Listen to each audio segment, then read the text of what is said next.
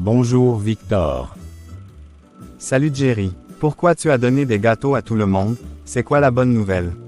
Mon ami, mon fils il vient de passer au lycée. Je suis sûr qu'il veut être un docteur, avocat ou un grand homme d'affaires. Ah, mais les enfants grandissent vite. Loïc, je me rappelle, il avait juste 10 ans. Maintenant il est au lycée.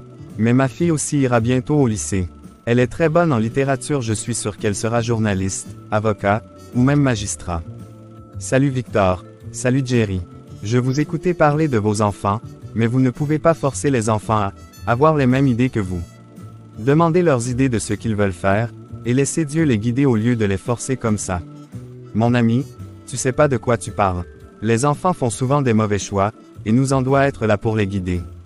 Oui, mais ça ne veut pas dire prendre les choix à leur place. Victor, je crois que tu connais Monsieur Jean-Paul. Bien sûr, le riche homme d'affaires. Oui, son fils avait épousé une femme que le monsieur lui avait dit de ne pas épouser. Mais son fils l'a malgré tout épousée, la fille a vendu les entreprises et a vidé les comptes, et s'est enfuie. Voilà ce que je disais, même il aurait dû écouter son père. Ma fille, je vais la protéger et elle ne va pas se rencontrer avec ce genre de problème. Au lieu de dire aux enfants de laisser Dieu les guider, toi tu veux choisir à sa place. 5 heures plus tard après le travail. Ah, bonsoir mon fils, tu sais bien que je suis fier de toi, mais maintenant je veux savoir quel métier tu veux faire. Avocat, docteur, peut-être homme d'affaires. Mais bon. Moi je te propose, homme d'affaires, car tu es trop fort en maths mon fils. Papa, moi ce que je veux faire c'est un BTS en communication pour être influenceur chrétien et comédie sur les réseaux sociaux. Car j'ai un talent pour faire rire les gens, je veux rendre les gens heureux et les partager le message de Christ. De quoi tu parles, jeune homme? Tu es bon en maths et en physique-chimie, tu peux avoir des métiers exceptionnels. Et toi tu me parles d'un métier basé sur la chance. Va vite dans ta chambre. Je ne comprends pas pourquoi papa ne veut pas que je fasse ce que tu veux que je fasse, Seigneur. Je suis perdu, Seigneur, c'est toi qui m'as donné le talent de rendre les gens joyeux. Aide-moi à le convaincre. Fille, viens prendre place, je dois te parler. Oui papa, je suis là.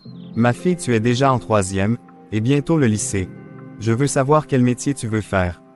Même si moi je te vois comme une grande avocate, car tu es très bonne en littérature, en communication orale et écrite.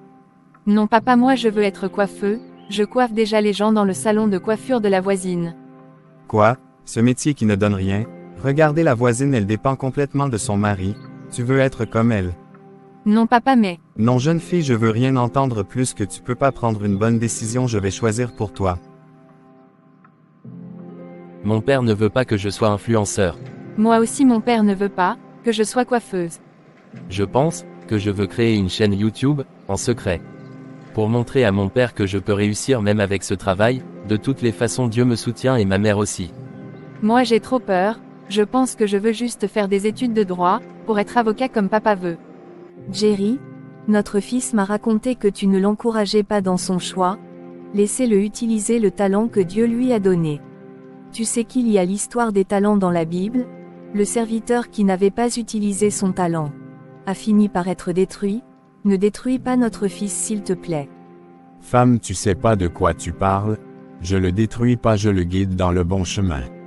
S'il te plaît mon Dieu, aide mon mari à accepter le talent que tu as donné à notre fils. 2 ans plus tard. Ça fait 2 ans que j'ai créé ma chaîne YouTube et déjà 243 000 abonnés. Merci Seigneur d'être avec moi pour me soutenir. C'est quoi ça, tu me désobéir?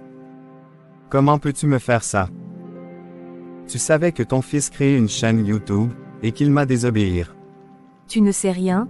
Sa dernière vidéo de 1 million de vues, il a gagné 5 000 $.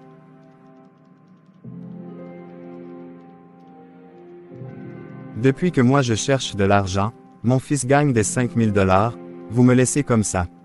Sans même que je sache. Ah, maintenant c'est ton fils. Mais que tu le veuilles ou non, j'ai mis l'argent dans son compte et quand il sera grand il va l'utiliser pour lui. Chers parents, faites confiance à vos enfants, et laissez-les utiliser le talent que Dieu leur a donné. Et à suivre leur propre voie. Cette prédication est vraiment pour toi. Cher pasteur, votre prédication m'a vraiment touché.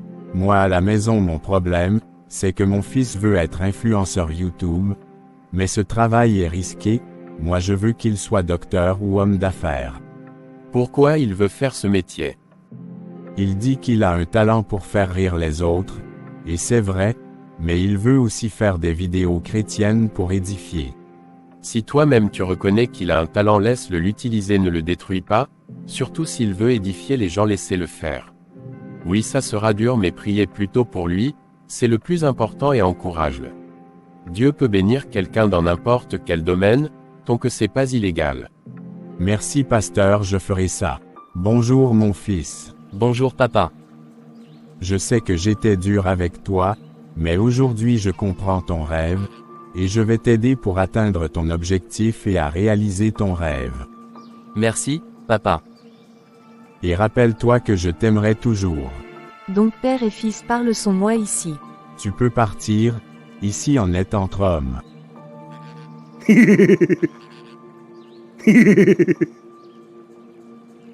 Je dois faire ce devoir que j'aime même pas, tout ça pour juste rendre fiers mes parents.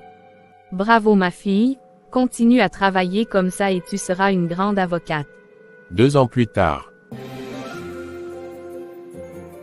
Finalement, je suis passé et j'ai fini.